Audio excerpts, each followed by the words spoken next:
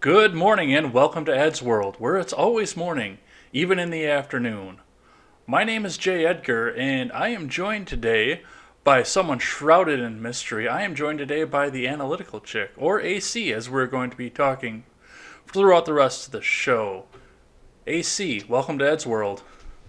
Hi, welcome to, or well, welcome my viewers to Ed's World, and thanks for welcoming me. Before we get started today, I want to touch on just a couple of things that have happened over here in Ed's World and some of the things that we've done. If you didn't see already, I participated in a debate over on the Generational Gaps live stream. I have put that debate up to audio. By the time this hits the video stream, it'll actually be up on audio. It's not quite there yet, but by Tuesday morning, it'll be there ready for everybody to listen to. I hope you'll go back and listen to that. And I hope you'll go back and check out the entire 12-hour live stream from the Generational Gap. It was a really good time. And I actually appeared on a couple of other segments that they blocked out as well. So it was good. We raised $700 for St. Jude's, and a good time was had by all. What was your debate topic? The meaning of the Second Amendment in the modern world. We were Very both cool. Second Amendment advocates, but we disagree on what it means in today's world. So we got together and talked about that. Very cool. Very cool. Uh, we're going to be talking, we've got a pretty dense topic load today. We actually had a lot going on this week. It's been a busy week. Uh, the Notre Dame Cathedral went down this past week and broke a lot of hearts all across Europe and all across America. So we're going to be talking about some of the things that came out about that right away. As everybody knows, since most of this has happened last week, the Mueller report dropped and many people started reading about this. I'm only a couple pages in on this point. I just downloaded it last night because of work and the debate schedule, so I haven't read it yet. Have you read it yet? I didn't read it. I've watched some videos that YouTubers have done about it, but that's about it. Well, we'll sit down and we'll talk about what we've seen so far out of this and what we've got for initial reactions. A topic that AC is actually going to be leading for us today. There was a church bombing in Sri Lanka just yesterday morning. I haven't had a chance to see a lot of details about that, so I will be relying on my guest's expertise, and we'll talk about that a bit. A All right. teenager copycatting the Columbine, or attempting rather to copycat the Columbine attack from when I was still in high school. Traveled to Denver, was caught with it, and was found dead afterwards. We're going to talk a little bit about that and what that means for the communities of Denver, Columbine, and the rest. Right. As we always do on Ed's World, we will be talking 2020. We'll be talking about how the Miller probe changed all of this, Warren's push for the House to impeach, and we'll talk a bit about Bernie Sanders being on Fox News, and we'll actually sit down and analyze some of the people that really don't have any business being in the race right now. It That's is all. going it is going to be all of this and more as we go along on Ed's World. Thanks for subscribing on YouTube. Make sure you hit the like button if you like what you see. And if you're over on the audio platforms, make sure you subscribe there as well. If you are on iTunes, please leave us a 5-star rating and a good review. That helps us move up the charts. Before we get into the topics, though, let's start by talking about the most important part of Ed's World. AC, tell us a little bit about yourself.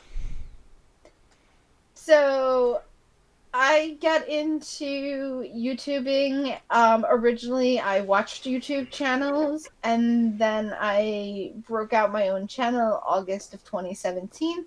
It was a lot of the stuff going on in San Francisco that got me started. All of a sudden, I was like, holy cow, there's commies, real live commies throwing M80s at people in San Francisco. So that was an eye opener, and I ended up all over the political YouTube channels, and here I am today. Hmm? All right. So I see. What made you decide to actually get into making videos for YouTube then? Was it Well, just well, that specific well, topic, or? well, like I said, from that topic, I was diving deeper and deeper to learn more about what happened. So I started subscribing to channels, and then So that was like early 2017, like 2 years ago. And then about August of 2017, I decided to make my own channel. I guess the main incident was there was an imam out in California who was calling for jihad against the Jews, and it was hardly being covered. And I was like, I want to cover this, and then I want to grow following so that if something like this happens again, people will actually hopefully hear about it. So here I Well, am. well, that's good, and it's great that you've joined yourself onto our community. We're always glad to have you here. If you're ready with everything else, let's start down into our topics list then for the day. Right. We're going to start with Notre Dame, the cathedral. And Yes. just a side note, I'm also going to be putting this on my channel, which is Analytical Chick. So if you're watching this and you're on my channel and you're like, wait, what's going on? This is originally recorded for Ed's channel, but it's also going to be on my channel. Okay, take it away, Ed. Okay. On Tuesday morning, the news broke that the Notre Dame Cathedral was on fire, and everybody was talking about That the was Monday. was. Oh, that's right. Last That was Monday. Monday. I apologize. Yeah. Okay, that was on Monday morning. The news broke that the Notre Dame Cathedral was on fire, and instantly everybody started having their own commentary about it. I was actually listening to Limbaugh when it was happening, and he was already making grand theories about what was happening and why it was happening.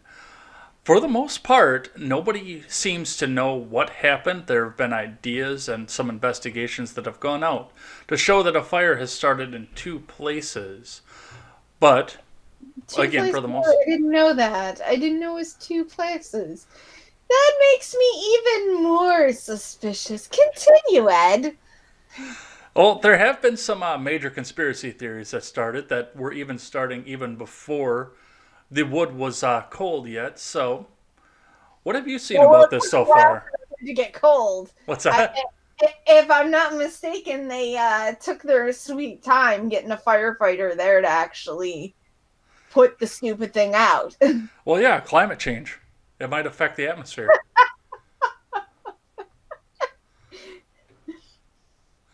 What have you seen about this so far? What do you want to talk about on this to start with? Um, my understanding is that the mainstream media is saying, "Oh, it was an accident," and a lot of people on the right are saying that it might have been a fire of peace.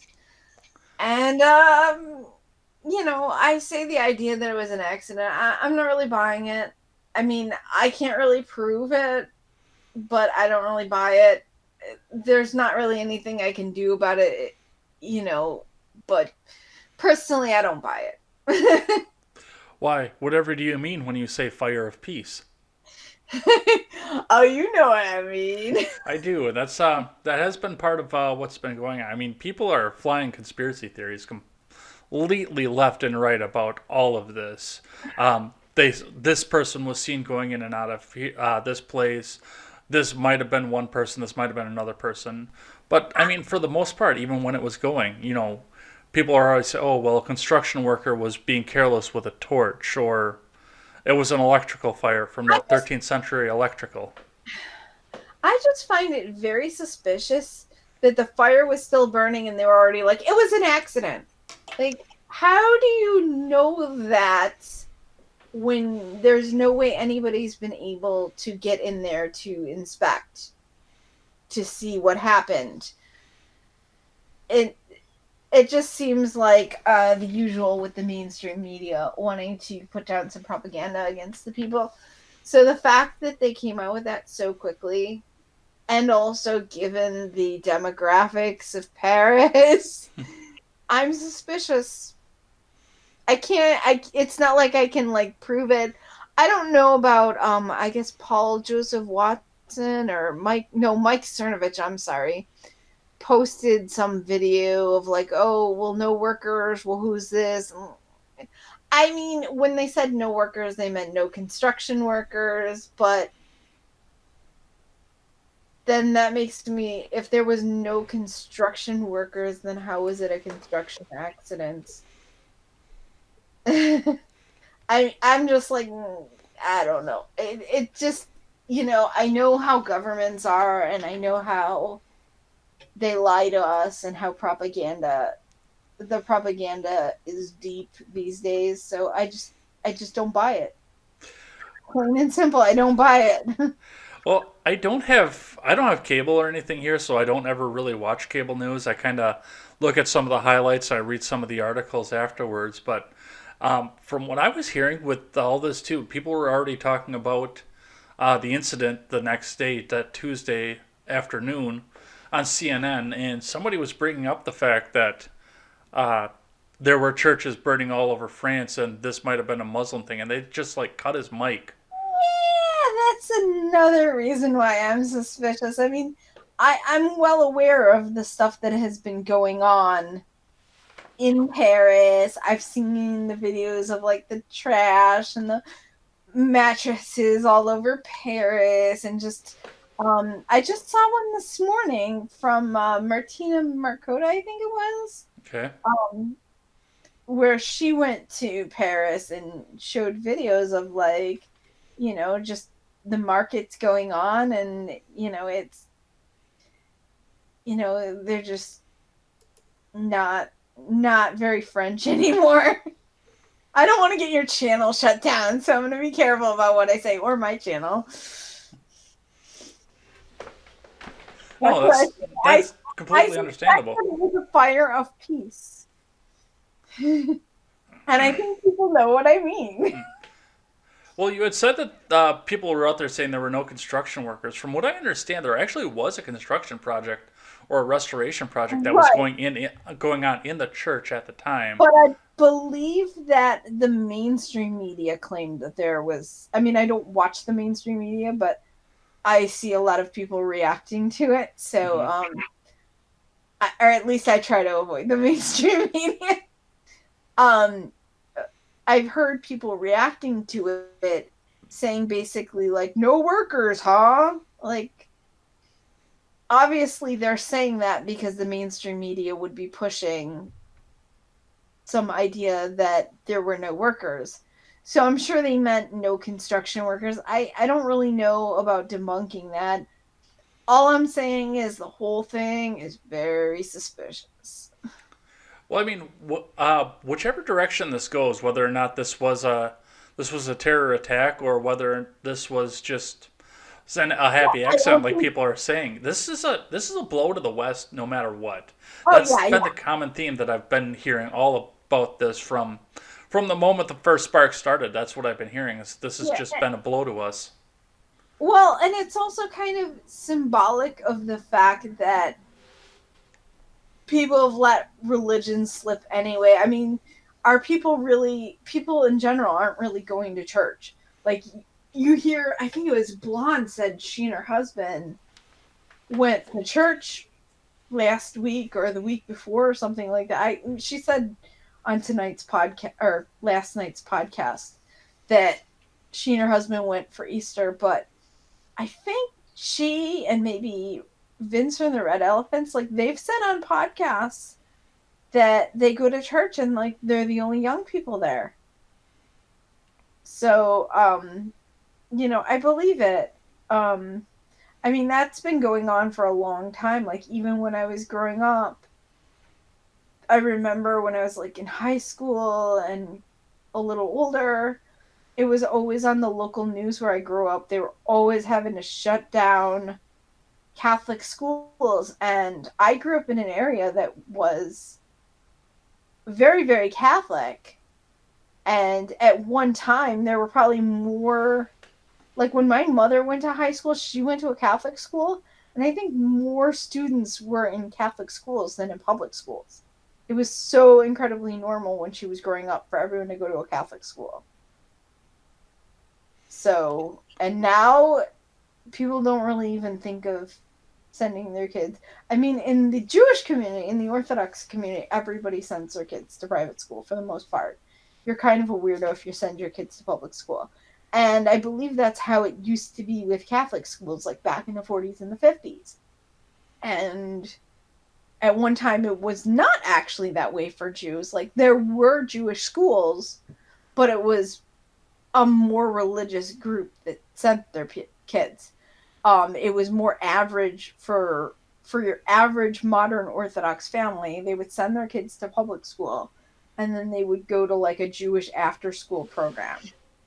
And nobody really does that anymore. I mean, part of the reason is there's so much immorality in society. Like, you can't have your kids in a secular school anymore and have them being raised with, morals. Hmm. But the vast majority of people who are Catholic have basically left the religion. Like, I mean, I converted to Judaism, and my mom was raised Catholic, went to Catholic school, and I guess technically I was raised Catholic, but like, not really. Like, my mother did not take us to church. I'm getting off topic. No, it's actually completely understandable because I looked at it from the opposite end. I'm originally from a very small town in northern Wisconsin. I Right, don't live in that area anymore, but it was about a 500 student school total between all four grades. And that was only because usually we got 20% of our class every year came over from the Catholic school because there was no Catholic high school, but they had elementary to middle school over right. at the St. Mary's Parish where I grew up. So I'm used to seeing a transition from religious school, parochial school, into secular school, but I understand that entirely as well. And I do see some of the drop off going as well. When I was first when I was first turning 18, you go to church every single week. Yes, it was small town Wisconsin, and that was what you were expected to do. But I mean, you didn't miss it for anything. But as a grown up, some of the things that I've looked at is some of the corruption that's gone through in the human side of the church, not necessarily the corruption of Christ himself, but the humans that talk about him. Sometimes I don't feel that are completely trustworthy in any way, but I think Are you there's a talking about the priests who can't keep their hands to themselves? well, not just the priests, but the clergy, the superstructure of the church, all of the people up on top, a level of control that goes around there, a level. I've been to churches too where it just seems like unless you were born into the faith, there's no conversion. You're not allowed to do that because you're not pure enough. I'm not going to name any names because one of my best friends goes to one of those churches, but I, I I I think in general, that's pretty common in religion. That, I mean, even if you're allowed in, I find that socially people stick their nose up at you mhm. if you don't come from, like, if you're in the Jewish world, if you're in the Orthodox world, and you're not like raised in an Orthodox family, um, people will be like, "Oh no, we accept them," but at the same time, people don't want their kids. A lot of people don't want to marry somebody who didn't grow up religious, or don't want their kids marrying someone like that. And it's even worse if you converted to Judaism. Like, if you were raised as a secular Jew, um, you'd probably get some people who would reject you, but like,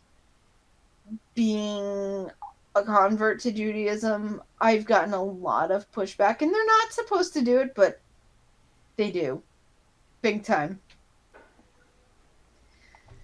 Tying that back though into back into the Notre Dame Cathedral, I Right. mean, I look back into this and yeah, you're right. Over here on our side, church attendance is down. That there's no question about that. Right. Um, when we look at the experience of going to church versus what it is in Notre Dame, I was listening to Matt Walsh talk about this, and I never thought about it so much until he brought it up. But I mean, I look at it. Some of the churches around here are absolutely beautiful. They are 100% beautiful, old style Pretty stone empty on buildings. Sunday, aren't they? What's that? And pretty empty on Sunday, aren't they? Not necessarily. I mean, the one that I went to when I still lived down in southeast Wisconsin was usually pretty full when I was going there. That's been a good 10 years at this point. But, I mean, they were pretty. I don't necessarily know how many people are going there to hear the word rather than to have the social experience about it. But where I'm going with that is not necessarily those buildings, the churches that are made up to look like an actual church. I'm looking at all of the rest of the churches out there that are built into a theater or built into a rally hall or built into a factory or a mall or anything like that. I mean, there's we're slipping into a point where there's none of that beauty anymore out there, and the Notre Dame was a beautiful building and had so much history in it. And I think the religious experience of being able to go to something like that would inspire a lot more people to feel that religious feeling than going into a converted mega mall somewhere in Winnipeg, Manitoba, or something like that, which you don't have that beauty, you don't have the relic. I mean, people were risking their lives to go into Notre Dame to get some of these antique relics that cannot be replaced anymore. The Thorn of Crowns was one of them that kept coming up in every single story. You can't replace any of it. There's history there there's an actual Right. connection to the Christ. It was almost like it was a museum too. Yeah. So I Like think a two in one building.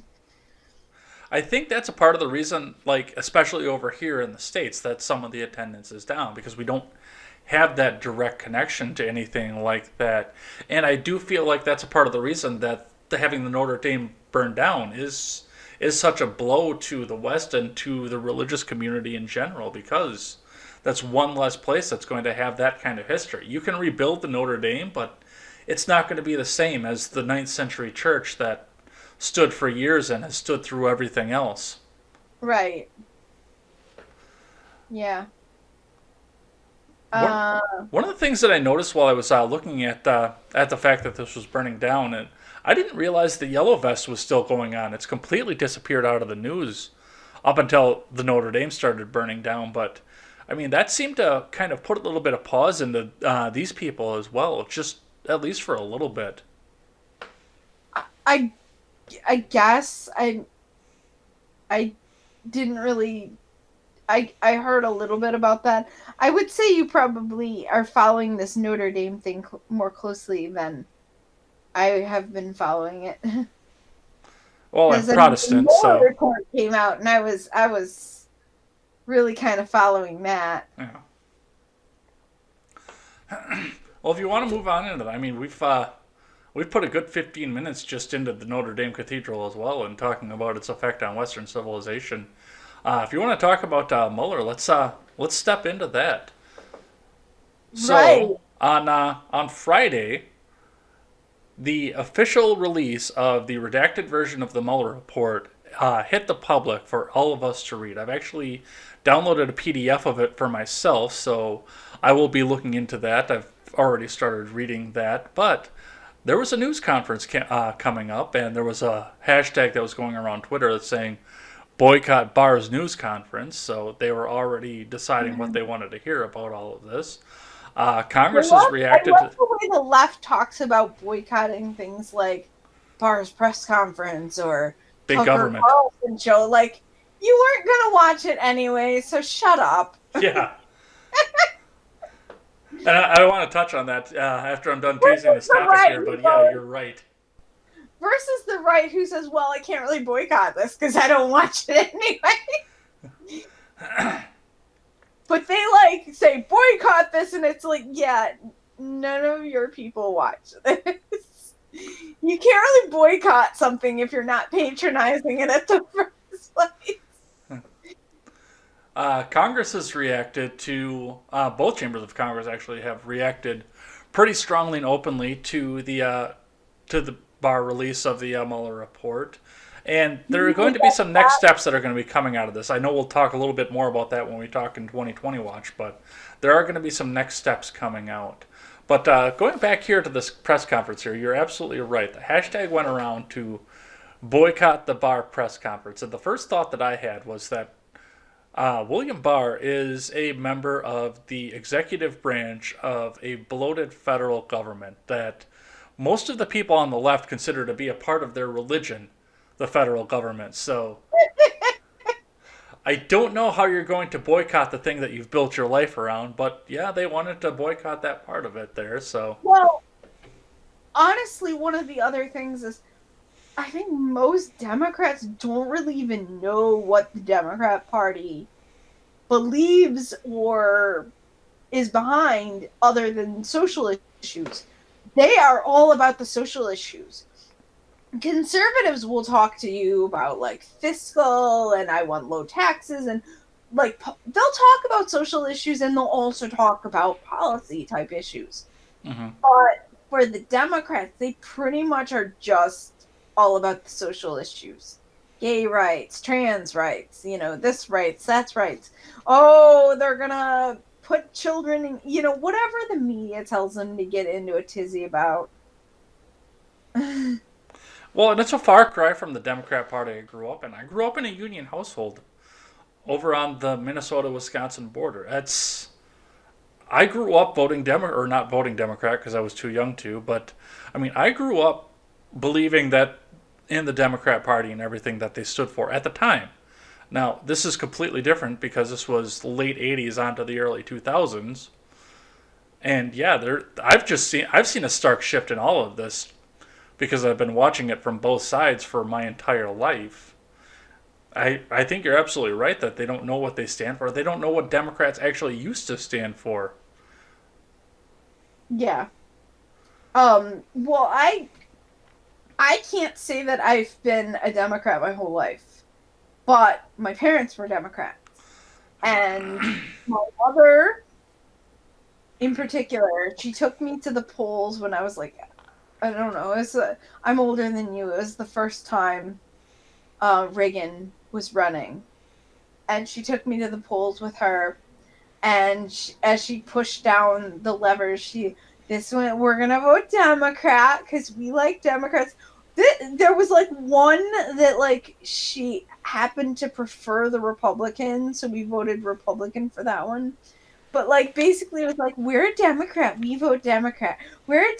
Oh, this person's running on both parties and we're a Democrat, so we vote for the Democrat. And that's another thing. I don't think you see that anymore where if someone's running unopposed, they run on both parties. They just straight up run unopposed now. Mm-hmm. Whereas when I was a child, there were tons of people, not tons, but I mean a lot of these like local offices that nobody except for the major political junkies knows who holds those offices. The people running for those offices, many of those people were running on both the Republican and Democrat line. And I remember this because my mother was like, okay, they're voting for both. We're going to vote as a Democrat because we're Democrats. Like she was instructing me to be a Democrat, but like, even right from then, I was already like, but do I have to just take what my parents vote? Do I have to be like very, very early on in my life? I was like, do I have to basically take to whatever my parents' ways of doing things are? And I sort of developed that mindset early on that I'm going to decide for myself. So I was never really a Democrat, even though I grew up in a Democrat household. Well, you can. I can definitely say that you are a bit older than me then, because I was born under Reagan. Yeah. The first president I remember being in office was actually H.W. So, Ah. um, So, yeah, I was born in the 70s. let's go back and look at this press conference though here for a sec because that was something that was talked about immensely from the time that they said that the Mueller report was going to drop. One of the first things that I heard is if he's going to release the report, why does he have to have a press conference? He's hiding something. That's been the theme that I've heard from every outlet on every side right now is, oh, he's hiding something. He's trying to hide something. He's trying to cover his tracks, and I don't buy it. If he was trying to hide something, we wouldn't be able to download this right from the DOJ's website. which I What just did. you're saying that you heard that from every side, or you heard that from the left? I heard some of that coming from the right too. Hmm. Not as much, but What kind of the right? YouTubers, Fox News, what? a couple of Fox News hosts, I think, were kind of hinting towards that. Some YouTubers, of course, because that's independent articles, blogs, YouTubers is where I get the majority of my news from. Because that's I don't feel as I can trust most of the mainstream media from either Fox, MSNBC, or CNN at this point. So that sounds very naive to me because I'm pretty sure that's like the standard kind of procedure that they get as the information comes, they let it out. I mean, that's they do press conferences. I didn't it didn't strike me as abnormal or weird that he did a press conference before it came out. It didn't strike me in the least bit weird. No, and I'm sure that because not everybody reads legalese. I mean, I do a little bit because I've been reading law books since I started doing this channel. I do a little bit of independent law study. I've debated taking the bar as soon as they take the law school requirement out of it. But I read what it means, what the legal terms mean. Not everybody in the country does. William Barr reads that, and you know, for him to do a press conference, that would be a good way for him to go out and translate this for the lay person. This is not him trying to hide something. This is him trying to get more information out there for people who are not going to necessarily be able to look at this document and read it in full as it is. I mean, yeah, it didn't strike me as weird at all. I mean, if you look at like, of course, Sarah Sanders does press conferences, but like Trump does press conferences, like all kinds of. If you start following politics, like people do press conferences all the time. Mm-hmm. A lot of these people might be like total political novices, and I'm probably about as much of a political novice, but I would say that maybe I've caught on very quickly that like, okay, this is how things go.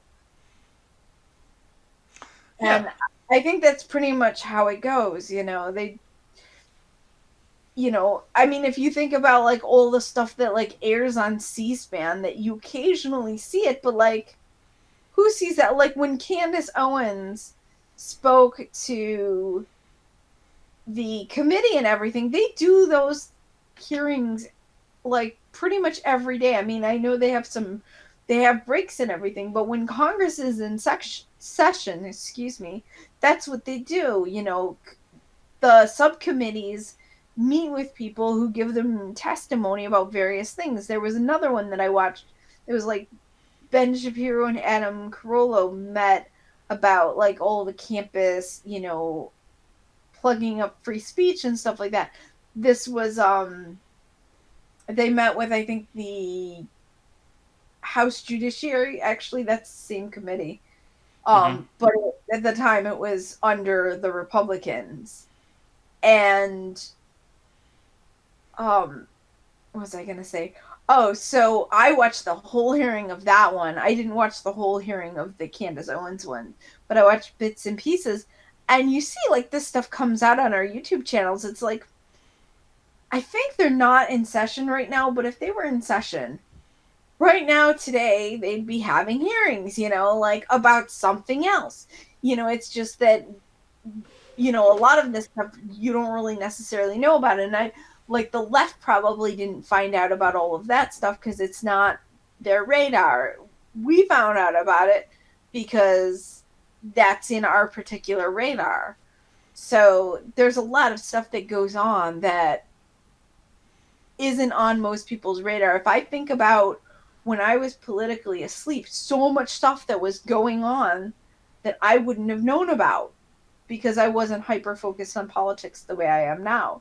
And when I see this stuff, like one of the first things that comes in my mind when I'll see like one of these committee meetings or whatever is, oh, all of this stuff, not only does this stuff go on like all the time and I don't know about every single hearing that goes on, but all of this stuff was going on that whole time I was politically asleep. Hmm. And so the Barr press conference doesn't seem that weird to me because I'm like, right away when I see this stuff, that's when I think, oh, all these press conferences, like Sarah Sanders meeting with the press, I watch that and I think I may not have known about it, but all of that time when I was politically asleep, like different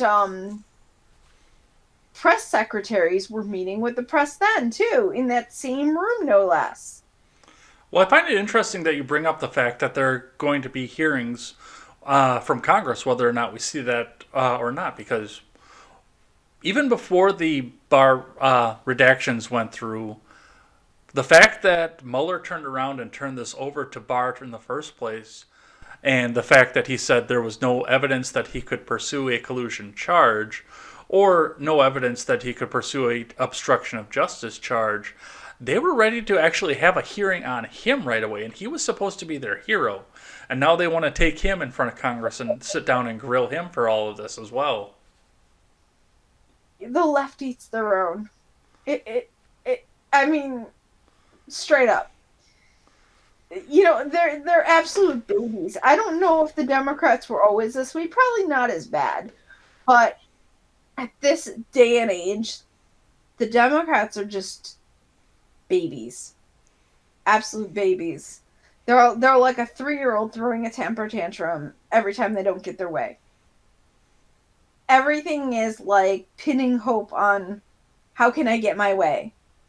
It's so childish. And it is bleeding over into outside of the party. I think we all saw that coming when Trump was still running for office before he ever took office during the campaigns. We saw some of that, and I think that was part of the reason that he got elected. My mom, lifelong Democrat, a daughter of a union worker, husband or a wife rather of a union worker, told me I was talking to her on the phone while I was on my way to work one day. She doesn't know if she can follow down the path that they're going. And this is somebody who's been voting this way since 1978. Yeah, my mother, she died in the 90s, but I always like think about the fact that I know she would have voted for Trump. The last election that she voted in, she was like, I told you how she took me to the polls and we vote Democrat, we vote Democrat. And the last election she voted in, she voted for Ross Perot. She could not bring herself to vote for Bill Clinton. And this was the first time he ran, and then she died like a year later. And she couldn't vote for Clinton. She was like, I absolutely cannot back this up with anything, but he gives me the creeps. And so I know, like, if she couldn't vote for him with nothing to back it up just because he gave her the creeps, I can only imagine she wouldn't have voted for Hillary because by then there was more than enough reason to back it up, you know? I didn't have so much of a problem with Bill. He We balanced the didn't, budget. He actually had some good policy he prescriptions didn't out there, balance the but budget. He didn't balance the budget. Somebody told me that and I went and looked it up. He didn't balance the budget. I checked. He didn't balance the budget. But I mean, all the stuff that he was doing to the American people, people didn't really find out about it. It wasn't as in your face as with Obama, but there was a lot of stuff that he was doing besides the stuff with Monica Lewinsky. Um, he did a lot. He signed a lot of bills to change regulations that basically caused the jobs to go overseas. well, yeah, I remember that, and I was looking into some of those other policy prescriptions as well, and I actually did a pretty in-depth study as to what caused the crash in '08, and I put some stuff onto HW, I put some stuff onto Bill, I went back to Carter. So yeah, there's some policies from a lot of different people that were causing that, and I can point to a lot of the specific ones that Bill Clinton put into place to do so. But the thing with Bill that I didn't so much have a problem with him, as far as against his wife rather, was we knew what he was going to stand for. Maybe he didn't say one thing and then talk outside or out of the other side of his mouth. He wasn't doing whatever it took to get elected like Hillary was because all of a sudden she was a union friendly worker Democrat that suddenly turned into another socialist as soon as She was way worse than her husband. yeah she I was. mean, part of that is, I think under Obama, the Democrat Party got cockier and Mm-hmm. cockier because of the margins. He won by really large margins, if I'm not mistaken, right? Yes. So I was Republican, but like barely and mostly politically asleep. So I looked at who was running, and I didn't like either of them.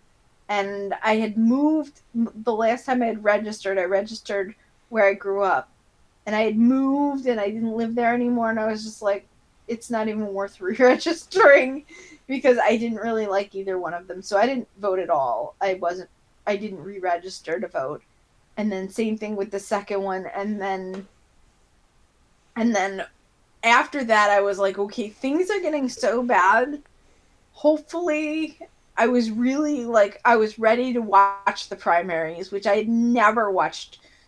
Never, the primaries were never on my radar. It was just like I only voted or even considered voting when it was time for president. Now I vote local elections and special elections, and I'm Mm-hmm. like hyper tuned in. So it's a big difference for me. It's a little off topic, but anyway. I was gonna say we're starting to push up a little bit against the clock here, so let's go back. Well, I know we talked about one of the reactions from Congress and the fact you that's kind of how we got into all this was you had said that they were being big babies about the fact they were going to bring Mueller up and grill him onto this. But what else have you seen coming out of Congress over these last few days? And I know we're going to talk about Warren's reaction down when we talk 2020, but just the reactions from Congress, from the fresh faces, from everybody else that the cameras are pointed at in our House of Representatives now. I mean, you put reactions from Congress at this point, like, I almost don't even distinguish between Democrats in Congress and the left stream media. Basically, I know that there's been a lot of just, oh look, he's not he's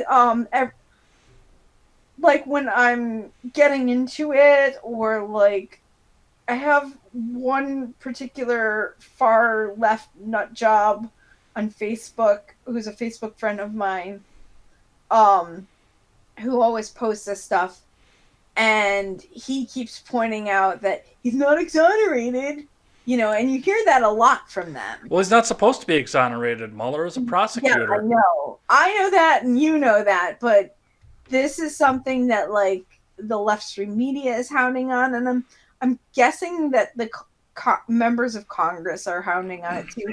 I believe I've been seeing Nadler and Blumenthal have been in the news. I think that's about the Mueller report. So at some point, at one point it's all becomes a blur, but I know Mm-hmm. that I've been seeing clips from them a lot. So they're probably even the same clips, but like it all becomes a blur. But I mean, it's just this, you know, are people talking about suing Trump or suing Mueller and well, oh yeah, they want to bring Mueller before Congress because they didn't get the answer they wanted, and then now Mueller's supposed to be a Russian. It's just, oh well, if I don't get my way, someone's a Russian bot. They're insane. Rashida and Ilhan have both come up with the idea that now they have everything that they need to try and push the impeachment of the president, which I Yeah. saw both of them tweet that, and the first thing that I said when I saw that was, do it. Put your cards on the table. I want to see what you've got. Oh yeah, AOC actually. Now it's coming to me. AOC was in a press conference talking. I mean, they have not stopped. The Democrats haven't stopped talking about impeachment. They started talking about impeachment before he even took office. Mm-hmm. Once he won, I think even before he won, they were like, if he wins, we're going to impeach him. And then he won, and they started talking about impeachment, and they haven't stopped. We're going to get in They there. haven't Bullies stopped. don't win. We're going to impeach the motherfucker. Yeah, exactly, exactly. I wasn't sure if we could curse on your channel, but Oh yeah. yeah, oh yeah. We have the E on the on Apple, so be yourself. Yeah, it's lame. I mean, as soon as the new ones got into office, I mean, that's some of these people. That's what they campaigned on. They campaigned on. And I recently sent a copy to someone of um somebody from my area goes to all these political events and they record it and they put it. A lot of the events are like nonpartisan events, but he also goes to like Democrat, um, the local Democrat club and stuff, and he'll record stuff like that. And all of this stuff that he posts, like the stuff that is partisan, all they talk about is, oh my gosh, Trump. Hmm. We have to take back the hat. Wait, no, they have the House. We have to take back the Senate. We have to take back the presidency. Like they are just so they don't stop talking about it and then congratulating themselves for taking over like the New York State Senate. And I believe they took over the New York State Assembly as well. But like they're power hungry. They want it all and they're just bitter that they didn't win these elections. And Republicans should really hear this stuff and hear how hungry they are. We need to be this hungry to keep everything in check because these people, like, we're fair when we're in power. Hmm. They're not. If they took everything, they would probably go after every registered Republican and put us into a FEMA camp or something. Like it's very scary what they would do to us. I wouldn't put it past them, Well, yeah, and I just the and they video that won't I put out let us yesterday. on camera. Did Sorry, you did you see the video I put out yesterday? I was pretty I, late, so I you did not. I did not. I'm sorry. I'm a that bad guest. well, the girl that I had on a few weeks ago had never even seen the show, so don't worry about that part of it. I watched the version of you and Matt Christensen. Very very nice guest that you nagged there or nailed there. Lucky you. Well, we'd been talking about it for a year. It's just I lived with my ex when I first asked, and then I had poor internet connection. We had a hangout for because I give or donate to him, so he gives me a Ah, hangout every month. We lost connection 4 times in the hangout, so I wanted to make sure everything there was set up before I actually hosted the guy too. very very cool. So Yeah, we've been talking about that for a while. I posted that on their Discord server and the New York City Beauty and the Beta Discord server as well. Well, thank you for So that. I don't know if you got any subscribers from it, but I posted it for you. I think I did. Ah, cool. But where I was going with the video that I put out last night is I think you're absolutely right. If they took the power like that, because I haven't read the report yet, but I wanted to talk a little bit about the Orwellian ideas that they've been putting out about, you know, no matter what they do, they're going to find a crime that Trump has committed. They're not going to stop investigating him until they do that. And Trump, Or until he's he gets out of office. yeah, and he's a They man of might means. He spend can get a lawyer and 8 years defend himself. total. I'm sorry. I was gonna say they might spend 8 years total investigating the man. But he's a man of means. He can defend himself. And I said the same thing about Nielsen when I talked about her being fired.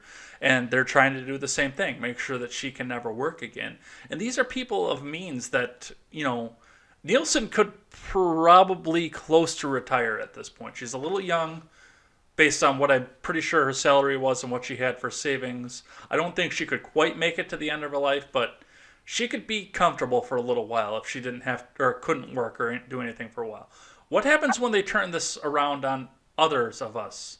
People who aren't necessarily people of means, people who are living middle class, even up to upper middle class in the middle of the country. And yeah, you're right. Maybe they're not going to throw us into camps, but bring me the man and I'll find you the crime. Bring me the dissenter and I'll find a way to silence his voice. It's their attitudes very scary, very scary. Yeah. Um, so I don't know if you want to talk about Sri Lanka.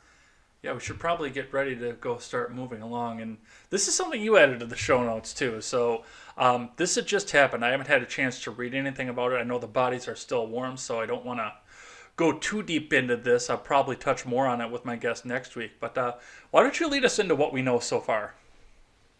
I mean, there's not much to tell, but there were, I guess, three churches and some hotels that got hit with bombs of peace. Wink, wink. And also on Easter, and these idiot Democrats are tweeting it out about how these were Easter worshipers instead of saying Christians. Yeah, I And saw that. That is something I wanted to touch on too. so that's like one of those aftermath. The Democrats are crazy things, but I mean, and it's funny because Sri Lankans, they're Christians, but they're brown. But it doesn't count that they're brown because they're Christians, so that negates the fact that they're brown. I We didn't know can't that was how care that about, worked. the left is always like, oh, we care about the brown people. You guys are racist. Well, what? So actually, yeah, the left racist white supremacists for not caring more about the brown Christians from Sri Lanka. Thank you very much. You said that this was a bomb of peace. Are there any confirmations as to what happened there? Because that's one thing I've been kind of paging over to see what we had for confirmation, if they had anybody in custody or any leads at all. I think they have people in custody, and I'm pretty sure that even the left is admitting that. So, the left likes to not admit these things. Right. Like with Notre Dame, we all suspect it was a fire of peace, but the left is not admitting that. In this case, I believe the left is admitting that they were bombs of peace. Okay. So that's pretty much all there is. I mean, there's not much info on the story. If you want to tell me all about this Teen Columbine thing. Yeah, and on the Sri Lanka, I'm sure that Carly and I are actually going to talk about this because I've got a rather religious minded guest coming on next week. So I'm sure that this is going to be on her radar. I know it's on mine. So I'm sure that this is a developing story, and we are going to get further Plus, into there'll be this. more info. It just happened yesterday. Yep. Yeah, like I said, the bodies are still warm. On Monday. Yep. And I think you said you put it out tomorrow morning. Yeah, it'll be out Tuesday morning. So yeah. Yeah. Um, So you're going to tell me about this Teen Columbine thing. yes. This past, what day was it? Wednesday. Yes, this past Wednesday, I was on the phone again with my mom on my way to work. We were talking about the reactions that were coming out about the Mueller report before it happened. Because I've got a 40-minute drive to work every day, so we talk about some of these things.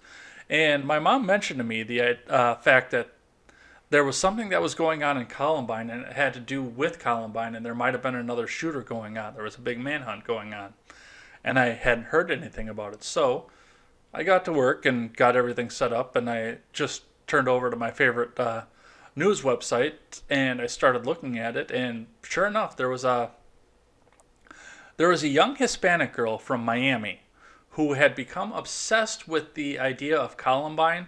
A lot of her friends and people around her said that she had talked at length about the shooting, and some of them were worried that she was going to perpetrate something down there in her hometown. But instead, on Wednesday, she took a. I guess they didn't say how she got there. I was about to say she took a flight, but they didn't really say how she got there. I assume she drove because she had guns with her. She wouldn't have been able to do anything like that in Colorado itself. But yeah, she was. They found out that she was in Denver. They found out that she had been targeting and visiting some of these schools, especially Columbine and some of the Denver schools. Go ahead. Where was she from again? Miami. Miami. So Miami to Denver? Yeah. Not that crazy. Okay, continue. Suddenly, and I'm not 100% sure on the details of what happened. The story disappeared out of the news fairly quickly.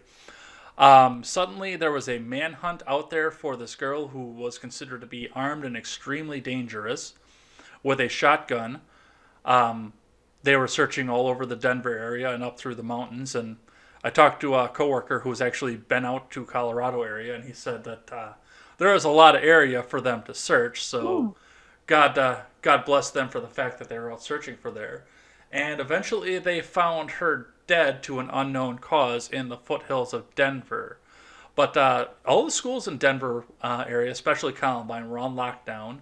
Nobody was allowed in or out at all for any of this. And this was happening just a few days before the 20th anniversary of the shooting itself. Hmm. But by the way, I'm sure Justin Trudeau would correct you and say that it was a people hunt.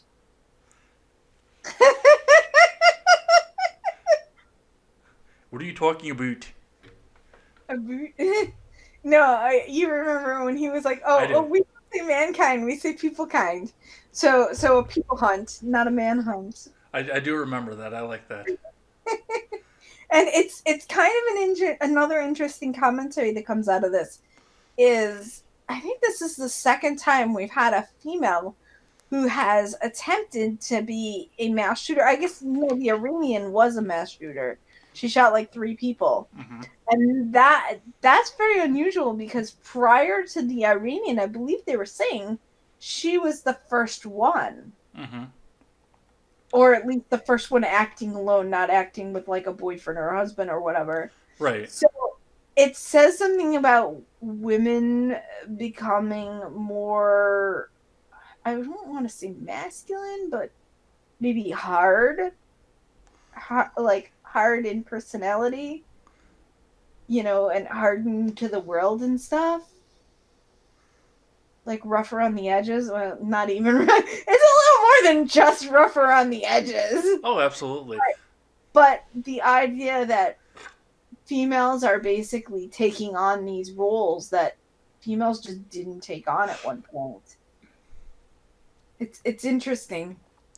Well, it's interesting to me because when you start reading more about this, you realize the fact that this was not an uncommon thing. I mean, there have been copycats and people who've been obsessed with the idea of going and shooting up the school, looking at these kids that shot up their school in 1999 as an example. And I mean, Do they know how old she was, this woman? 18.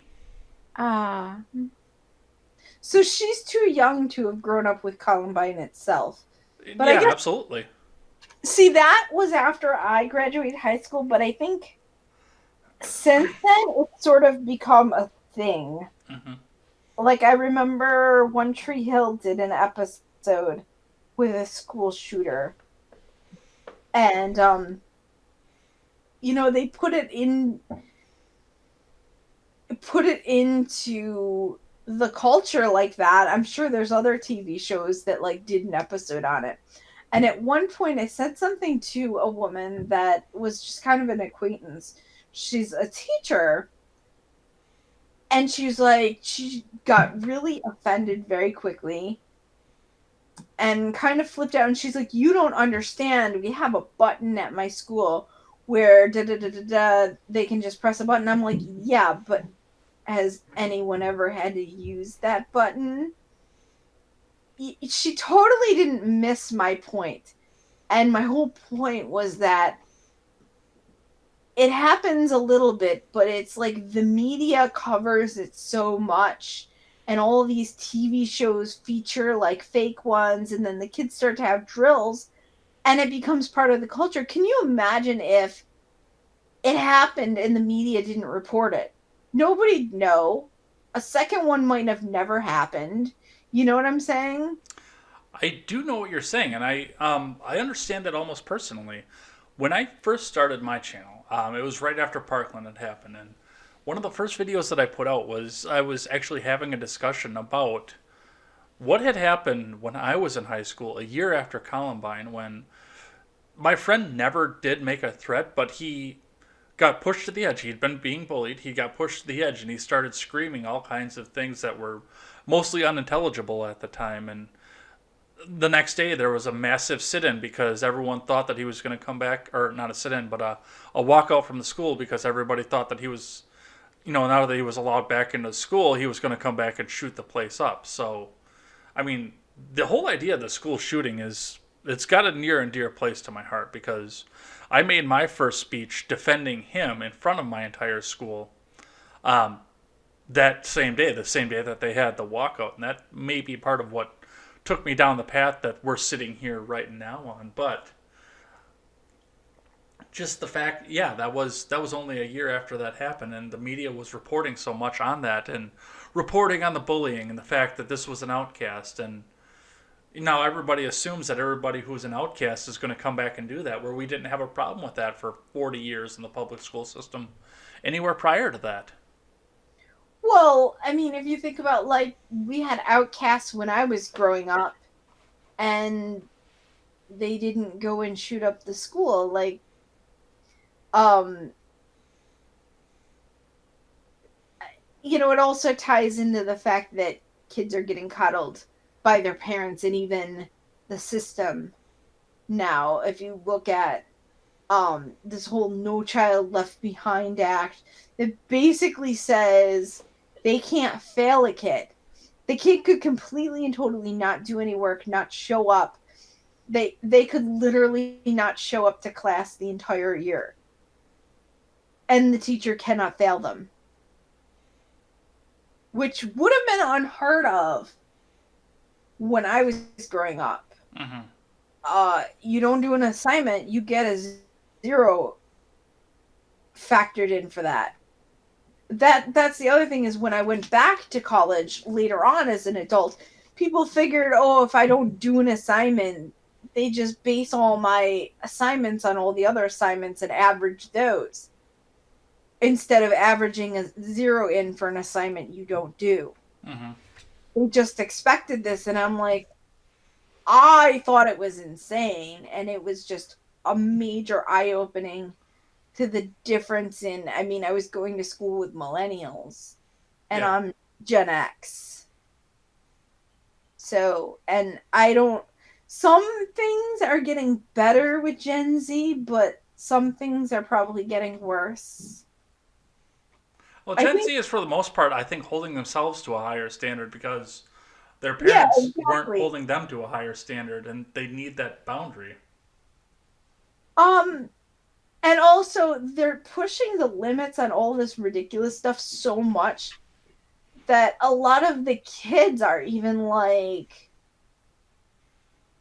the teachers, and some of these, the teachers, I think, have lost their credibility because it's so crazy. Like, when you have teachers who are basically telling kids, okay, let's learn about gender fluidity in class. You might have been born in the wrong body. And I know you have a wee wee, but you might actually be a woman. Like, I think kids, you just can't tell kids this because they're not stupid, and it's at an area where, I mean, some of these kids are so indoctrinated to this stuff, like, where they're like, yes, I know I can be 72 genders, like I would have been growing up. If a teacher said, okay, do you look before you cross the street, we'd have been like, yeah, we know. Do you leave the building when the fire alarm goes off? Yeah, we know. Like, that's how these kids are. Like, I saw a clip, I think it was on a Hunter Avalon video, and the kids in the classroom were like, yeah, we know, like, oh, come on, we know all this. But at the same time, I can imagine that the kids are kind of secretly like, this teacher is insane, telling people that they can just decide to be female. Well, I mean, I'm pretty sure I was born in the wrong body. I'm pretty sure I'm supposed to be 6'4" and have Dwayne Johnson style shoulders. Yeah, you should sue the NBA and tell them that you identify as a tall black man, and they better give you a job. Actually, I could do that too. I identify as a 7'1" tall black man, and I demand that the NBA give me a job, or my feelings are going to be hurt. I mean, that's the insanity we're basically dealing with. Well, I find it interesting that you bring up the fact that, I mean, all the reporting is going out about this, and that may be causing that. Because, I mean, that was going back onto the school shooting thing, it was wall to wall when Nicholas Cruz shot up that school in Parkland, and of course now we all have to deal with tweets from David Hogg for the rest of our lives because he's still somehow relevant. I don't know how, but I mean that kid is a bully. That kid is a prime example of why stuff like this happens. It's not always just the reporting; it's the fact that the reporting builds up these bullies, and the bullies are always the accepted person in society, in major society, and now he's got a voice. Well, another thing I would actually point out also, I'm not Gen Z, but obviously, but I mean, I wonder how much these high school kids were getting all the garbage from their teachers. I mean, we know that they have all these walkouts that the kids are encouraged to take part in.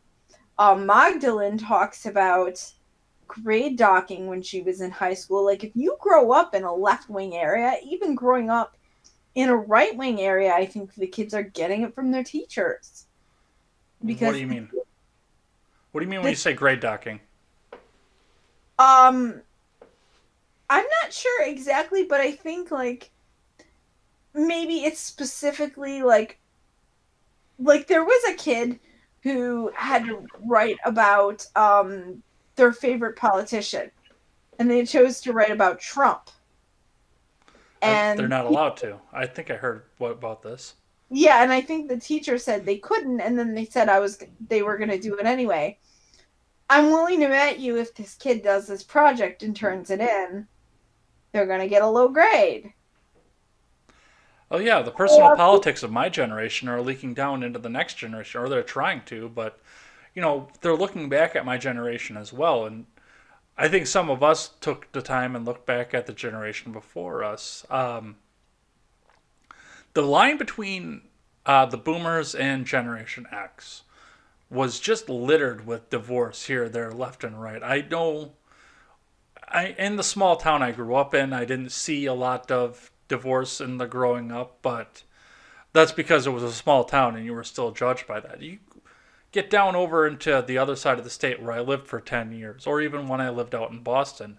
I mean, divorced stepdad, stepmom, second stepdad.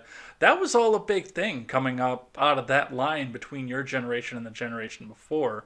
And it just amplified with my generation. And, Right. now the Gen Zers are starting to see the failures of our generations just prior to them and say, well, I don't want to have three kids with three different fathers and work in a convenience store and try to make ends meet because it sucked growing up. Um, I mean, my generation, well, I was going to say my parents were silent generation, Mm-hmm. not boomers, but the very, very end of it. Mm-hmm. And they were divorced, and it was kind of unusual where I lived. And the teachers like gave me a hard time. Now, my mother, her thing was, I'm not going to bring a strange man into this house while you're growing up. So she dated, but like I didn't meet her boyfriend until like they weren't even dating anymore and I was in high school.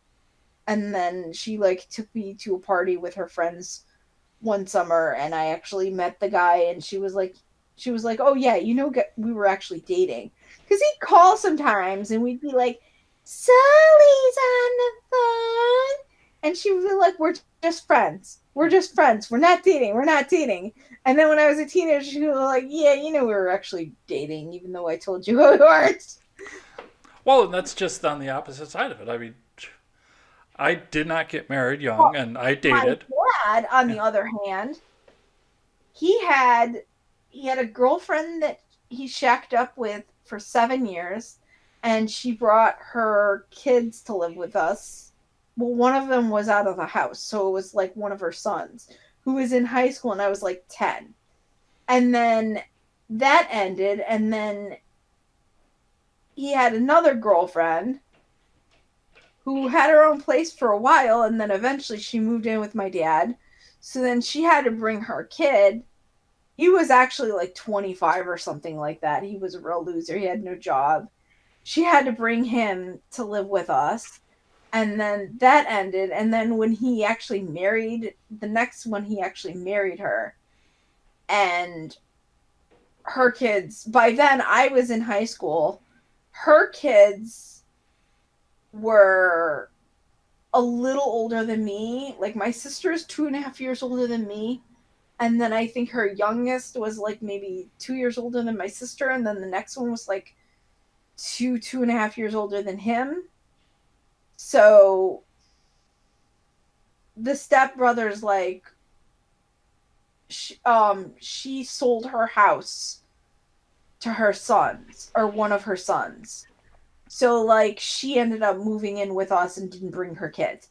But just the idea of like, you're in a second relationship and they're like bringing your kids to live with someone who's not their biological parent. Like even as a child, I was like, that's weird. I will never do that. So I think one of the reasons why I didn't end up married was because I was always very cautious, not really a fan of dating men who had already been married. Um, with kids already, and couple that with the increase of like men wanting one night stands and not wanting relationships. So I never ended up getting married, and I'm certainly at an age at this point I've given up on it.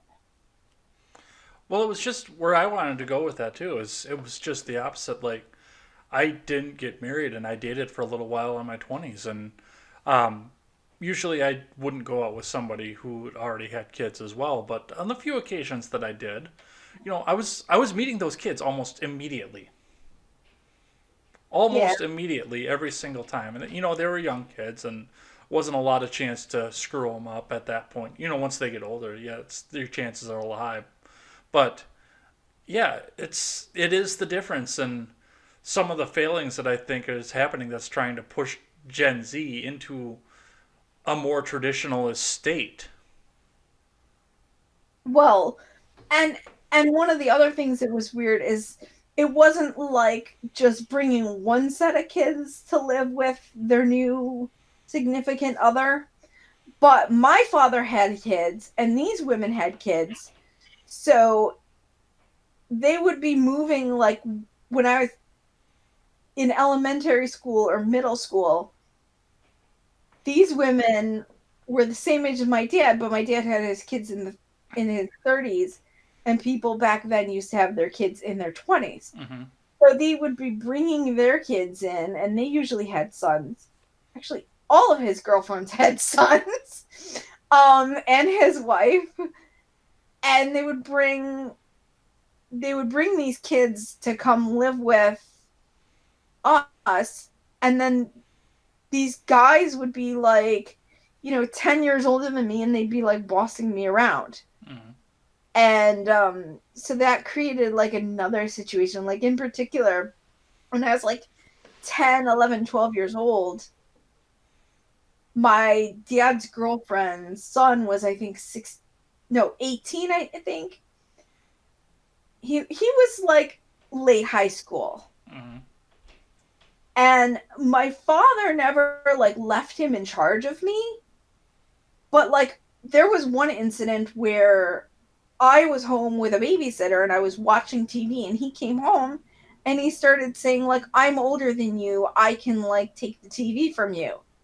And I was like, you're not in charge of me. I have my own babysitter.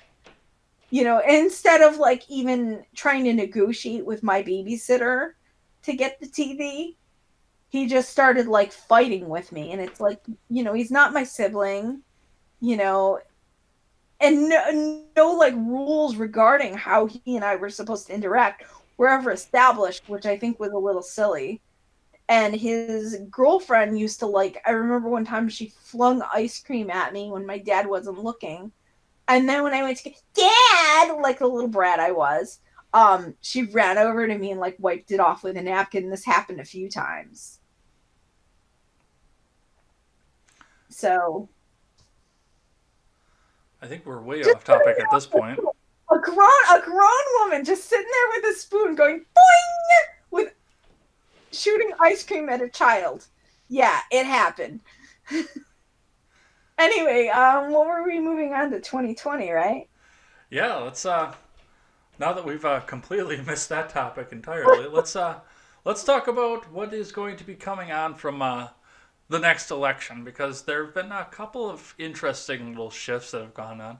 Nobody's got into the race, so we don't have to talk about that, and unfortunately, nobody's got out of the race, so we don't get to talk about that either. But one of the things tying back to what we talked about was the fact that once the Mueller report dropped, mind you, completely saying there's not going to be any more indictments, so they've got nothing to run this on. Elizabeth Warren decided that she was going to be the first person out there to try and push the House into running the articles of impeachment. As a senator, Elizabeth Warren can't do anything directly about it. She would just be on the committee that would try the president and try and convict him and move him to remove from office. But she was trying to push the House of Representatives to get that ball to her court. Did you see any of that? I think one of the nut jobs, the nut job that I mentioned from Facebook, the leftist, um, he posted something about it because I remember making the wisecrack. She will do 1/24 or 1,024 of an impeachment. Well, she can't do any of the impeachment. Like I said, I know she's got to it was. kick that over to the other side. But I mean, she became the first person in relation directly to the Mueller report to try and push that through. Rashida and Ilhan, both, we talked about them earlier, tried to push that, but they were all on her coattails by that point. So I don't think I think this came out over Passover, so I didn't notice this. But yeah, I made the wisecrack.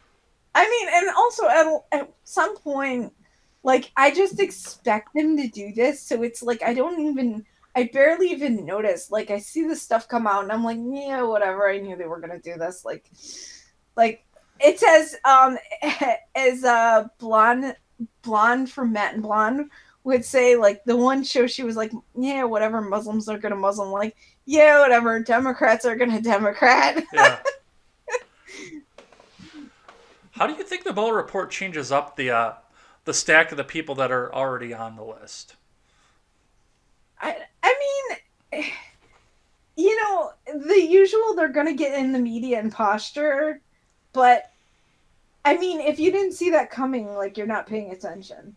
Like I just said, most of what they do, I'm just like, yeah, whatever. It doesn't very little surprises me anymore because I see this stuff all the time. I pretty much expected that the report would eventually come out and that well, actually, I thought the investigation would go on the entire time he was president. So the fact that the Mueller report actually came out was surprising to me. But the fact, I always kind of figured if it did come out, that if it came out in his favor, that the Democrats just wouldn't accept it. That I 100% accepted that. Like if you would have told me, okay, the Mueller report is going to come out and it's going to clear Trump, how do you think this is going to go with the Democrats? And I would have told you, okay, well, they're going to throw a fit. They're going to try and say it's not true, or they're going to try and dig little things out of it. Like all of that I could have expected. Now, I want to point out. Democrat. What's that? I said Democrats are going to Democrat. Well, speaking of Democrats are going to Democrat and the clown car that we have going on with the Democrat Party right now, I want to bring up something that you actually put into the show notes here before we went on, and you were curious for us to talk about people like Tulsi Gabbard and Andrew Yang, who have looks like you say 1,000%. I said there are a small number of conservatives who are acting like they are real options, and I said they are 1,000% not real options for a conservative to vote for. Yeah. What about So let me put one more name onto that list because you brought up Tulsi and Andrew Yang, but let's also bring up Eric Swalwell because he's Eric, also nuke people if they don't give up their guns, Swalwell? The same.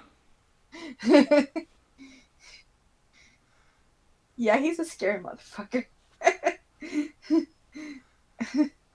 Well, I've talked about this in other circles as well. Talking about I the idea that some of these people. What's that? don't think conservatives are really backing him. So, just saying.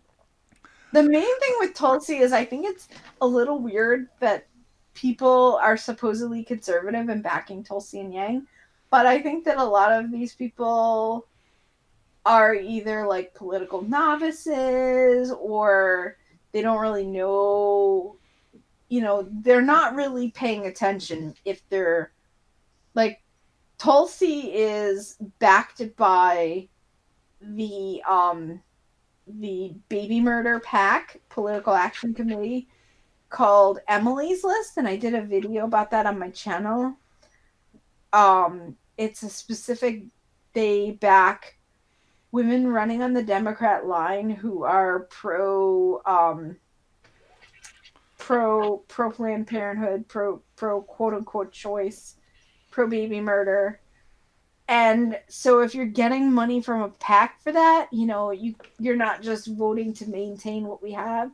You're expected to vote to push the envelope further and further. I mean, we already have states with third trimester, and we had a governor actually talking about quote unquote fourth trimester. So how much further are we going to take this? Well, the thing with Tulsi that I've noticed, because you're talking back about the conservative backing of her, Tulsi Gabbard does speak to a little bit of the libertarian side of things that the conservative movement kind of adopted in the last couple of elections. Uh, and that is the isolationist idea of it, because she is very isolationist about that. That's, I think, why some of the conservatives are out there talking about her and trying to say that, okay, she's not going to be the same as all of the rest of these people, is because she wants to get us out of everywhere in the country and just focus on this country. And that is a part of that platform. He didn't really follow through with it. Although I think that he's still probably been a lot better than what we would have gotten with any other candidate. Oh, yeah. I think most of it is he's being pressured by the deep state. Tremendously pressured, and the media, of course. So, I mean, I think because if you think about it, we're barely bombing other countries. Like he bombed Syria like 2 different times that were like a year apart, and the base was not happy about that. But imagine if we had gotten someone like Jeb Bush. Oh, yeah. Or Hillary, for that matter. Yeah, exactly. But like, I think the establishment wanted the race to be Hillary versus Jeb Bush. And they probably saw all the comments coming out on like social media where people were like, no, not another Bush Clinton race. But that was the same year Jumanji was starting to come out, too. so I think from then on, they were going to try to do like Marco Rubio or Ted Cruz. I think that's what the establishment wanted for like the Republican pick. And the establishment did not want Trump to be the one running. But thankfully, a lot of the Republicans have actually finally come around and are backing him up. Let's talk about Yang for a second, because that's actually not somebody that I've talked about on my show yet, as far as Yeah. I've been going through this. And I think you're right. I think there is some backing for Yang and his ideas. He's running a very radical agenda, and it's I don't on know its if face. It's a I don't think it's his ideas. In his case, I think it's he's got people who are like on social media and shit posting on his behalf. So I think it's the fact that he's got kind of like that young, fun, populist feel Mhm. that Trump, even though he's in his 70s, some of the reason why he got the youth appeal was because the way he shit posts and trolls people, and and one thing about Yang is at least trying to appeal to that sort of a base I don't know if he's really. A lot of the shit posters have kind of checked out too, so they're not really even paying attention. But I know like he had stuff going on where he had a Discord server where he had like supporters there, and they were being like trained to go out and shit post on his behalf and stuff. I believe Millie Weaver from Infowars was the one who published that. I think somebody who was one of the shit posters got backstabbed by the left and like turned around and leaked it to the conservatives as revenge. Well, the thing with Yang, and this is, I actually had never heard of Andrew Yang prior to this. When I first started my podcast, I had Robert from the Generational Gap, and he was kind of urging me to go and look into Yang. Part of the appeal that he has, and I think he's starting to look at or get attention from both sides because of this, is the fact that a lot of the things that we are doing right now are starting to move into automation. People are talking about self-driving trucks, self-driving cars, and that's something that's been talked about my entire adult life. When GM was starting to teeter, one of my friends who was a big foreign car guy and just a big down with the establishment, down with business kind of guy said, "Well, Toyota will just come out and buy GM and automate the whole thing and put everybody out of work." And he was actually happy about that, but I know a lot of this country is not happy about that. And Andrew Yang seems to have the only idea out there as to how to deal with that without getting big government involved. I know Tucker went on to Shapiro's show and said, "Well, we'll just put laws into place that say that we're not allowed to automate or anything." And I like the fact that there's an idea out there, but I don't like the fact that it's going to be coming from the government because we've had industrial innovations before, and the problem with industrial innovations and the reason that we don't necessarily need to look into a universal basic income, people are going to go out of jobs because they're not going to be able to adapt. But for the most part, our society is going to be able to adapt. And we are going to put everybody back to work again. It's not going to be in a way that we've imagined yet, but we are going to put everyone to work again. Um, yeah, I mean, I think universal basic income is a big government kind of idea. Hmm. It's part of communism. Yeah, So, absolutely. um, and that's the thing is the political novices don't see a lot of this stuff. You have a lot of people who may seem like they are politically involved because they're on political YouTube channels, but they're just around because they're shit posters. Hmm. And unfortunately, like I guess in a way, I kind of started with a little bit of that mentality, but like I woke up very quickly.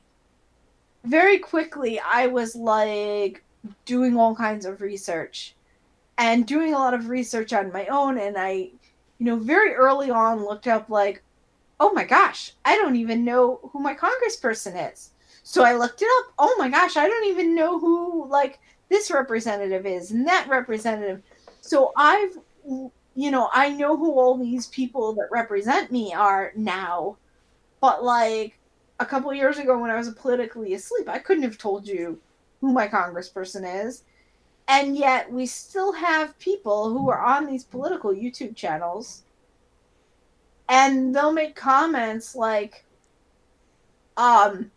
somebody who lives in Manhattan said, "I'm not going to vote for AOC." I said, "Do you live in her district?" And they were like, I don't know." And Speaking, then I've been wanting to ask you this whole show. Manhattan's not her district, so it's I know. like she's not going to be on your, people talking about whether like I'm not going to vote for somebody and they're talking about not voting for somebody who is not going to be on their ballot, or saying I'm going to vote for somebody and they're talking about someone who is not going to be on their ballot. And it's like they, and you ask these people like, do you know who your congressperson is? They don't even know. Rundle Walk did a video where he actually went out in New York City and asked people like, who's your state senator, who's your this, who's your that. People didn't know, but like you would think people who are all over the political YouTube channels would know who their congressperson is. Yeah. Like, at some point, you need to look that up. I can understand when you first start waking up politically, you may not know that. But eventually, how does it not occur to people, you know what? I don't even know who my congressperson is. Let me open up another tab and click, duck, duck, go, who is my congressperson, and look it up and figure it out. Well, you know who my How did, congressperson used to be. what's his name? Paul Ryan? Yep, I am in Wisconsin 1. Ah, I figured since you were saying, like, ooh, you know who it is. So that's the district where Paul Neyland was going to run. And Yep. he dropped out. Yeah, now we have Ryan Style, who I am actually trying to get him on this show too, but his people have not got back to my people yet. I've been wanting to ask you this entire show. Are you in New York 5? District 5? Yeah. Oh, well, that's Gregory Meek, right? No, that's not my district. Oh, New York 5 is Cortez. Oh, she's in 14. She in 4? I thought she was in 5. I'm pretty sure 5 is Gregory Meeks. Oh. Why was I thinking 5? I don't know. That's not important. I've got 2 other topics on. I know we're like right up on the clock right now. Do you want to? We can probably quick hit these ones here. Do you want to quick hit these or? Sure. What's the topics? The last one was on 2020 Watch. I did want to talk a bit about Sanders being on Fox News, and then I know you had some interest in talking about this Shapiro thing with the WAPO. Well, yeah, I guess, what they called him a Nazi, right? Yeah, he was a white supremacist 2 days in a row in the Washington Post. Do you know if it was the same author? I don't believe it was. I mean, I know that Refuse Fascism, aka Revolutionary Communist Party, they started calling him a Nazi September of 2017 when he spoke at Berkeley. Mm-hmm. And I did a video about it. It was one of my early videos. Like, oh, I got 100 views, and I was all excited because I wasn't really getting a lot of that on my channel at the time. And it broke 100. I think it ended up at like 300 or something like that. And it still occasionally gets a view here and there. So, well, you had mentioned you were in the Orthodox community yourself, and I'm sure that you realize that usually Nazis and white supremacists don't really care for people who wear that funny hat that he wears around everywhere that he goes. right, well, I mean, that's the thing is I've been called a Nazi. And then, so on the one hand, people who are Democrats, whether they're Jewish or not, come at me for being on the right. Mm-hmm. People who are this so-called alt-right come at me for being a Jew. And I've spoken about this on my channel. And a lot more on my second channel. You're a Jew. That's the thing, is this expectation. They just say I'm a Jew over and over again, as if people are supposed to understand what it means. And it's very similar to how the left will repeatedly be like, she's a Republican. She's a Republican. She's a Trump supporter. She's a Trump supporter. And people are just supposed to understand what that means. I guess it's like a dog whistle, really. But yeah, I mean, I went to a protest against Linda Sarsour. This was, I think, April of 2017. It was run by Pamela Geller. It might have been May. I'm not sure. Around that time. It was run by Pamela Geller, who's Jewish. The headliner speaker was Milo Yiannopoulos, who is he's a non-practicing Jew. I believe he's a practicing Catholic to some extent. And then, of course, he's gay. And then one of the speakers there was Dov Hikind, who is a now retired, but at the time he was still in office. He was a New York Assemblyman, Democrat Party, Orthodox Jew. representing a district that's primarily Orthodox. And they called us homophobes. They called us sexist. They called us Nazis. They called us KKK. And yet, most of the people who were at the protest, the speakers, some of the speakers were actual Caucasians, but a lot of the speakers were like ex-Muslims and Jews. And then you have the people who were actually at the rally. You had Latinos for Trump, who they were calling Nazis. They had, a bunch of us Jews. One of the articles that basically called us Nazis, on the front cover, they had a woman who appeared white. She was, what the left calls white passing. Mm-hmm. And she was a light-skinned Hispanic. And they basically like implied that she was a white supremacist. Well, and being Mexican and by extension Hispanic is not necessarily being a brown person either. I mean, there's a Mexican model that I follow on Instagram who has lighter skin than I do and has blonde hair and blue eyes, but yes, hails from Mexico. Oh, you're Hispanic? I am not. Oh, okay. I don't know what your ancestry is. I'm like looking, I'm like, yeah, he could be white or Hispanic. I mean, it's German a and Nordic. spectrum. Yeah. So, I mean, meanwhile, Dan Bongino is Italian, and somebody thought he was a mulatto once, which he kind of looks like, but Well, let's hit this last topic quick, and then right. let's get on out of here. Speaking of non-practicing Jews, Bernard Sanders decided recently that he wanted to go over on Fox News. I've been wanting to talk about this for a while, but now that he's actually done it, I think it's the perfect time because Right.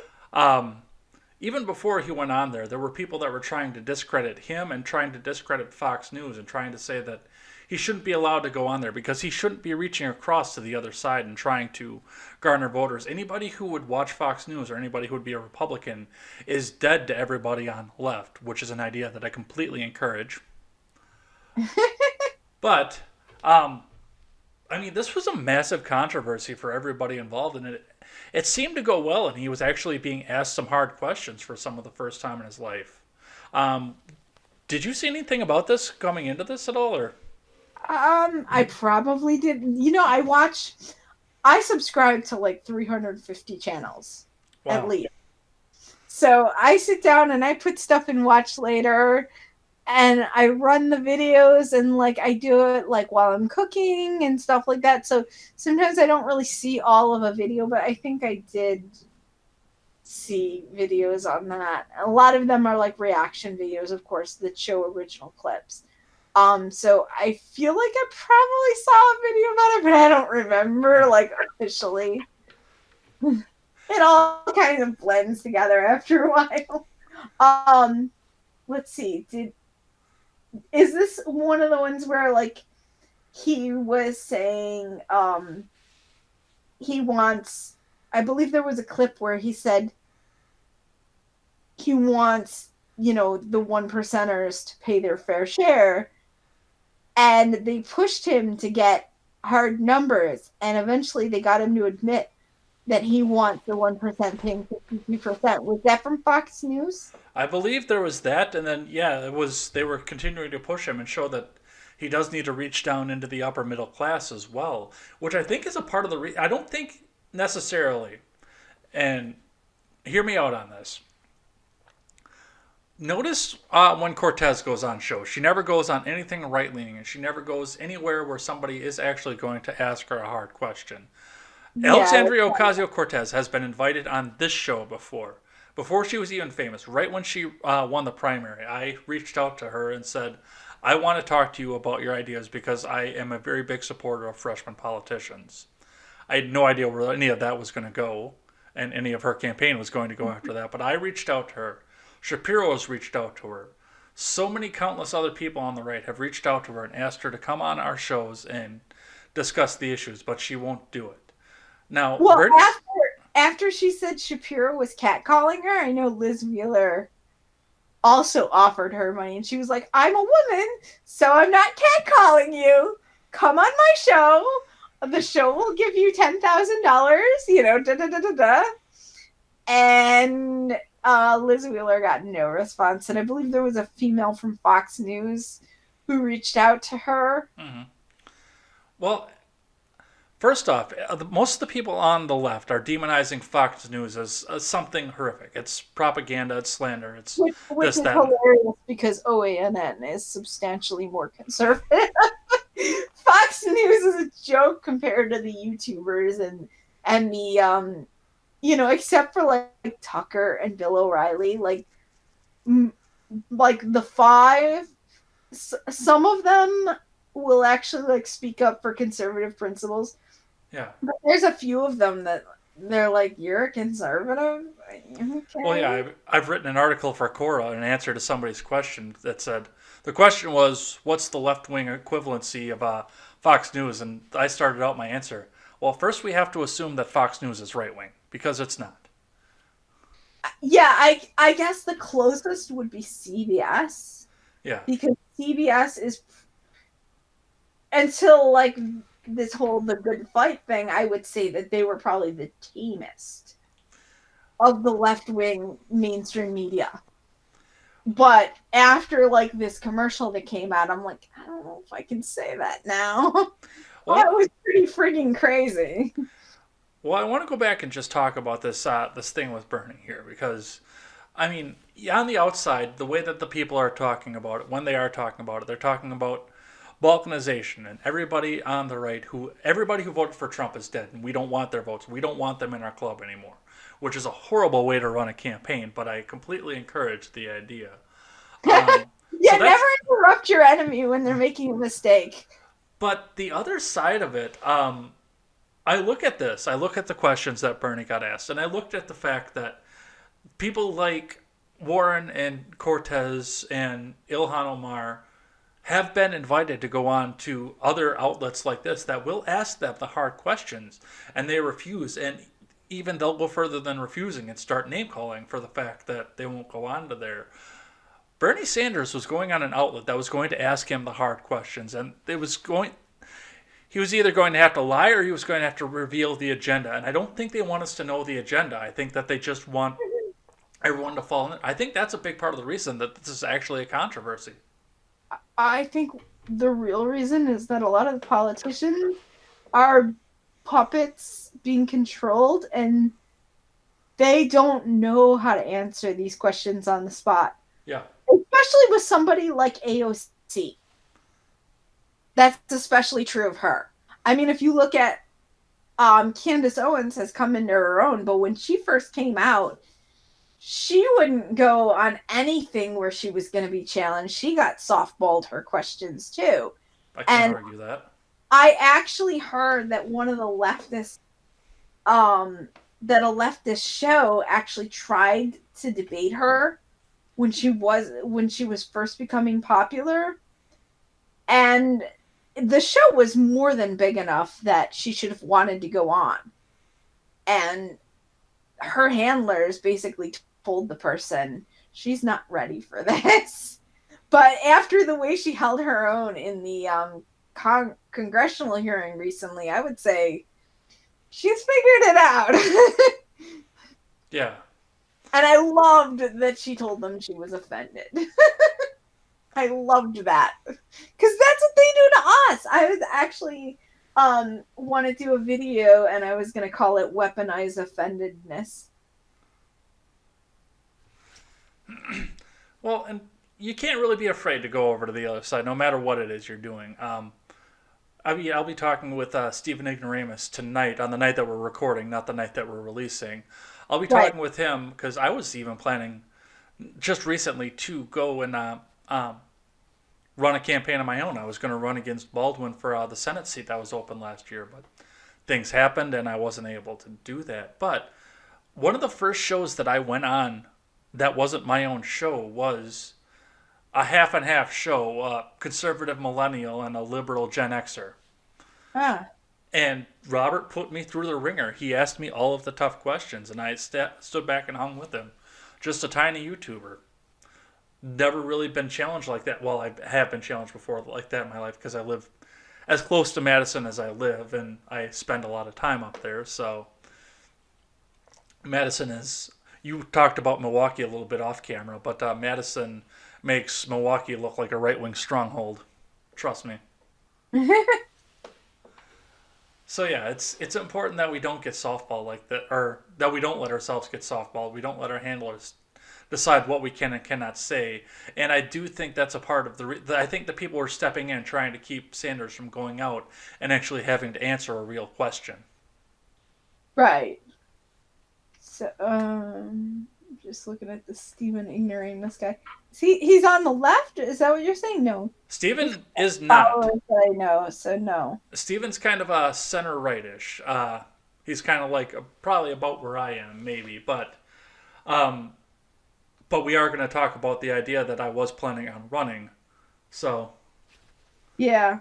So yeah, I've done a couple debates. I did a debate against someone from the alt. Well, I've mostly debated the alt right. mhm.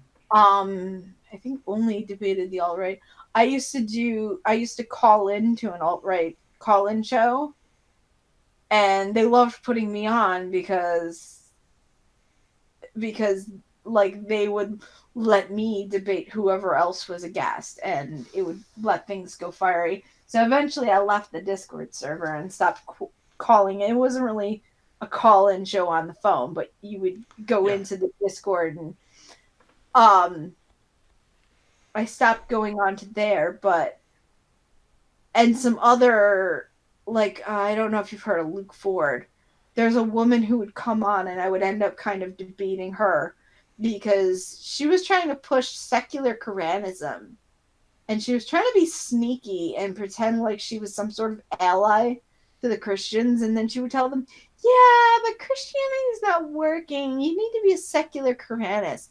And so I would pipe right in and call her out on what she was, because she was trying to pull a fast one on what she was trying to pull. And so it would be like kind of a low key debate. Um, and then I actually did a couple of like actual debates. One was Zionism. So I was for and somebody else was against. hmm Um, and I mean, I would say that I won that debate, so to speak, simply because the guy really, there was a lot of stuff that he kept saying, well, this, and I'm like, no, it's this. And I'd be like, and he would look, and he would go and he would like Google it while we were debating. He'd be like, oh, you're right. I didn't even prepare for that. So that was kind of impressive that I was able to remember all of that stuff just from research that I just did, because I don't know how you'd necessarily, I guess I could search for like pro Zionist stances, but you don't know what they're going to bring up. And hmm he was the one bringing stuff up, and I was the one counter punching it. And then I also did a debate, civic nationalism versus white nationalism.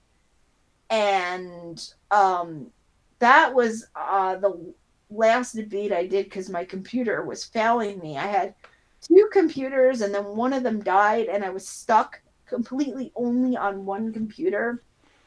And that computer had no fan, and so it was overheating all the time. And then eventually that computer died, and so then I had to buy another computer. So, but yeah. So I've done a couple of debates. I haven't really gotten.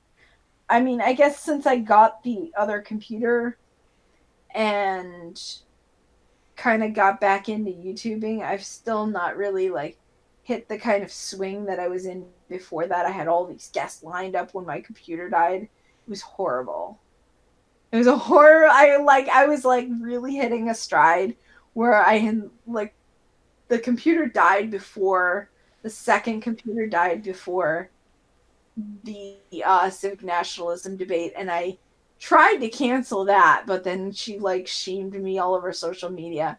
So I caved and did the debate anyway with the computer that was like in really bad shape.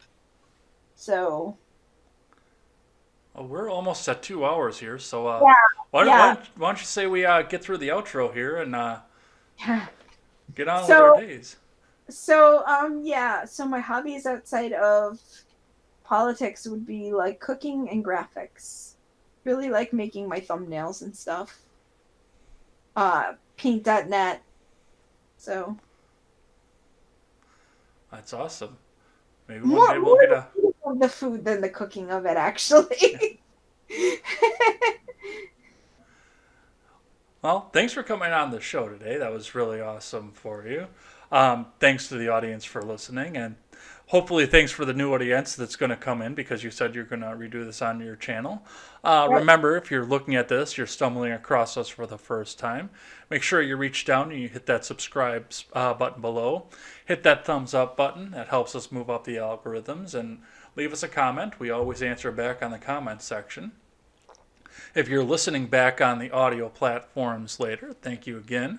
Make sure you subscribe over there, and if you're on iTunes, make sure you leave us a 5-star review and a good rating because that, again, helps us move up the algorithms. AC, why don't you plug your channel and your social media right away? So you can search me Analytical Chick. I'll put a comment on this video so that you can go from there to my channel. And then in my About tab, I have all my other links. I know my Twitter is Analytical Chick without the K, and then there's a 1 instead. So yeah. And of course, take some time and while you're over on Twitter and check me out. That is at EdsBlog Twitter with a 1 in place of the I. As you go forward and you listen to this and you draw your conclusions about what happens, make sure that you don't take the words of bloggers, podcasters, or journalists as gospel. Find all the facts and draw your own conclusions. Oh, AC, you have last word. I was gonna say yes. I always spot check the YouTubers that I watch myself. At least spot check them to see more or less if I should be able to trust them. You have last word. Thanks for stopping by whichever channel you're on, and we'll see you next time. Take care.